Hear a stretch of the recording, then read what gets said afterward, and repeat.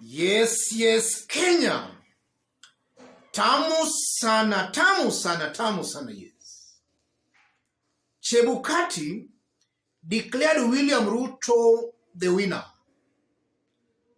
And while making that declaration, we saw a split at the commission, where 4 commissioners distanced themselves from that declaration, an indication that things were cooked to come up with the winner.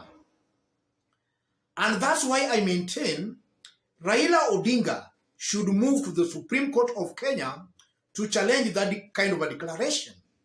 Because from the look of things, it's coming out clearly that the person who has been declared the winner is not the person who actually won the election. And I'm saying that because if you look at the turnout that was on the mountain, and this is something I've been saying, it was less than 50%.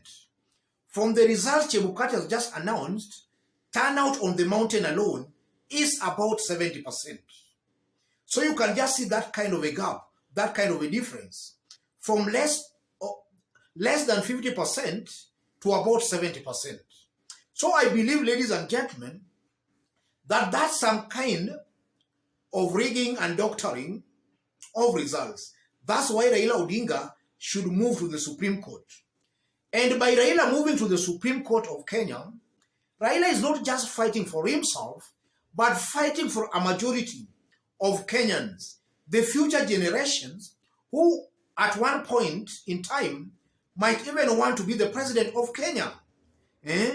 So if Raila does not actually go to court, then in future, we'll just see elections being rigged.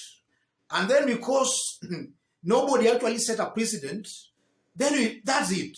It will just end that way. That's why Raila Odinga has to go to the Supreme Court to defend what is right.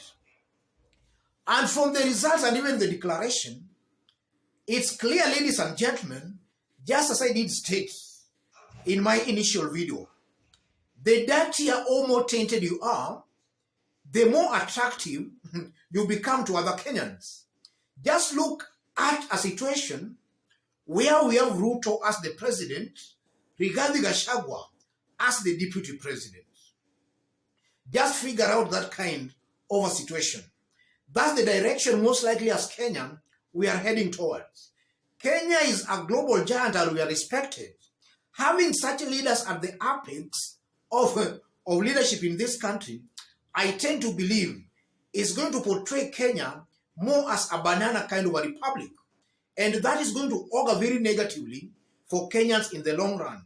That's something that is coming out very clearly. And again, if you look at William Ruto, and this is something I'm saying without flinching an eye, I'm saying this way. If you look at William Ruto, just listen to the things William Ruto has been saying, and then the past promises he has actually been making. William Ruto is a leader who is, from his utterances, from the things he has been saying, William Ruto has exposed himself as a politician who is just lying. And from the way William Ruto has been talking, he also comes out as a leader who has some anger management issues. So if you again give that person the instruments of power, I tend to believe, ladies and gentlemen, things might not actually go on smoothly in this country. And that's why I still maintain that for peace-loving Kenyans, for true patriots in this country, those who love this country should move to the Supreme Court to challenge that declaration by Wafula Chebukati. Let it end and stop at the Supreme Court. What happened today is a mockery of democracy. And also from what happened today, and I did also state that in my earlier video, it appears that in Kenya, leadership is just rotating between 2 communities.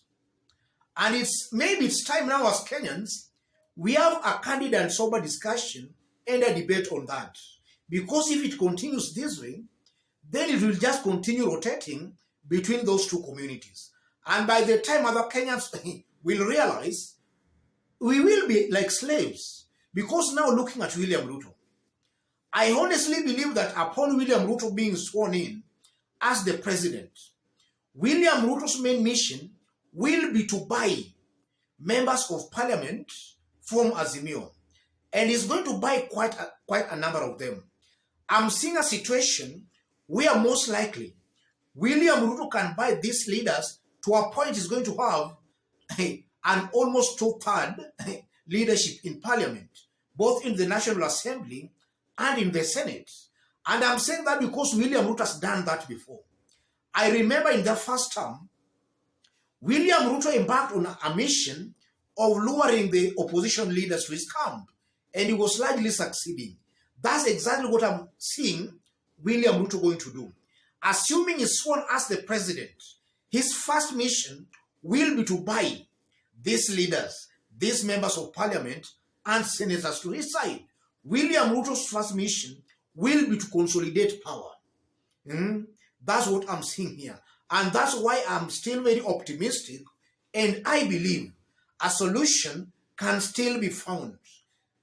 Raila Odinga or any other concerned Kenyan should move with speed to the Supreme Court of Kenya. This is our country actually just being thrown to the dogs.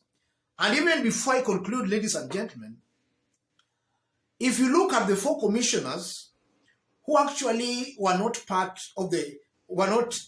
there when Chebukati was making the declaration, it's also my humble appeal, and I believe that those four commissioners should also be patriotic enough to even be, or rather to even act as witnesses in that Supreme Court, or rather in that judgment, or rather in the Supreme Court, I mean.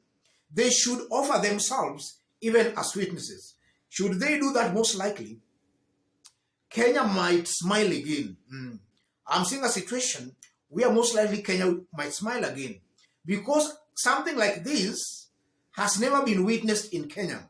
We have never seen such kind of a situation happening in Kenya, where a declaration is made and a majority of the commissioners are not in agreement with the with the chair and those other commissioners. So it's clear, ladies and gentlemen, that something seriously wrong happened with the results.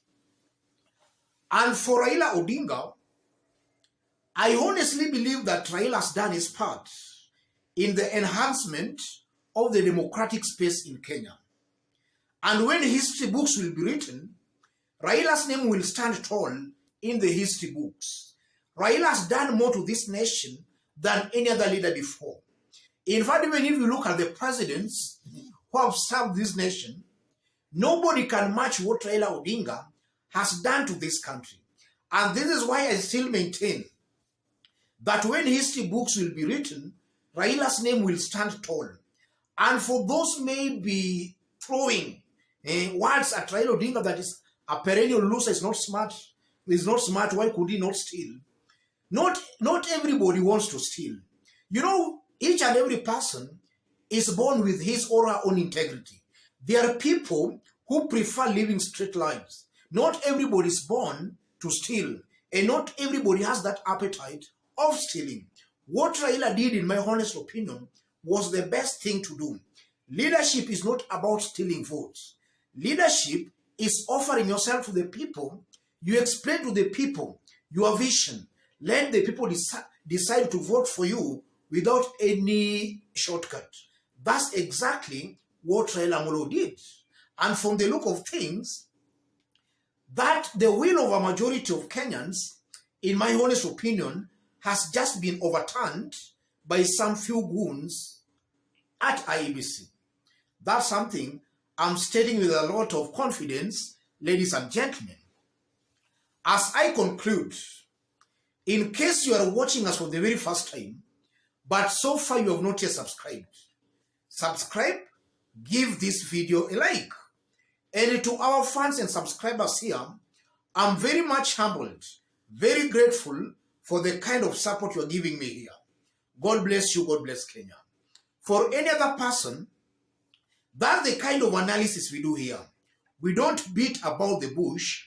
We go straight on to the point. We call it as it is without fear or favor. God bless you. God bless Kenya.